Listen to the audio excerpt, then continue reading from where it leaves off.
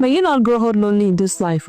There is this old man who sleeps right outside my house, beside the security post. He would usually lay his big nylon sheet on the ground and passes the night there. And in the afternoons, he goes out to do his shoemaking work. But honestly, I doubt if he makes more than 1,000 naira a day. I cook a lot, so I sometimes pack meals for him. Other times, I give him money. And every time, he smiles with so much gratitude. I bet that smile hides years of pain, loneliness, and struggle. It is true that poverty actually ages people, but from his look, I can tell that man will be nothing less than 70 years old. So one day, curiosity got the better of me, and I asked about his family. He told me he had neither a wife nor a child. I asked about his extended family, and he said his parents had died a long time ago. So as we spoke, his voice broke, and I saw a tear drop from his eyes. And then this Baba said something. I only wish I had a wife or a child. He said it in pidgin. At that point, my heart really sank. I had so many questions. Why didn't you marry? If you choose this life, did circumstances push you here? But I swallowed all of them because in that moment, I realized that the answers didn't matter anymore. He was a man in his final season of life with no one to call his own, no one to sit with him, no one to carry his name forward, and no one to hold his hands when life finally says it is time. I decided from that day that as long as I live in that house, I will never let him go hungry. I will always share food and I will always give him what I can. Then one morning around 5 a.m., I was leaving home to catch a flight at the airport. So as I walked past the security post, I saw him wrapped in his nylon sheets under the knitted shed he already made for himself. So what if one day this Baba sleeps and never wakes up? And then what? No wife to cry for him, no children to mourn him, no family to claim him, only the authorities arriving to carry his body away. And as I drove to the airport, I whispered a single prayer to myself. Do not ever let me grow old alone. Do not let me do life alone. And please never let me live my last days in penury. Because listen to me, you will not be young and agile forever. One day, your strength will fade and your bones will be weak. One day, your hands will wrinkle and your steps will slow down and your heart will crave companionship more than wealth, more than achievement,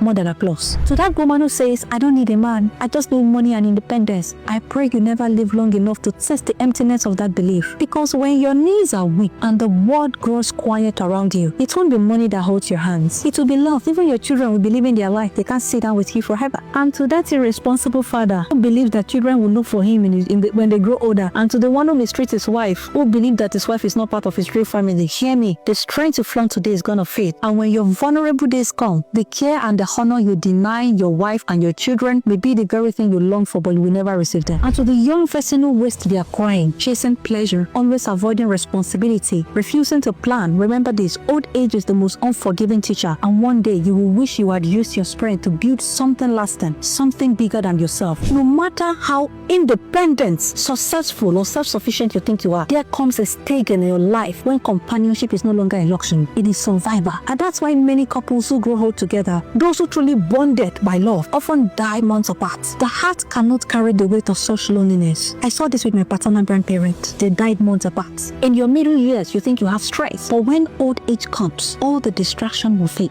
No more job titles, no business deals, no endless hustle, and in the stillness of the evening, one question will remain: who will sit with me, who will laugh with me, and who will hold my hands and call my name when the world grows silent? Yoruba used to say something that's a Bara Lamhura. Life has seasons, and every season demands its own preparation. If you want a peaceful evening in life, you must build your afternoon with diligence, with discipline and intentionality. And at the end of it all, it won't be the titles, it won't be the wealth, it won't be the applause. What you will cleave to are the faces, voices, and memories, the people you chose to love and those who chose to love you back. So while you are young, choose wisely, live intentionally, and love deeply, because there is nothing more painful than growing old alone.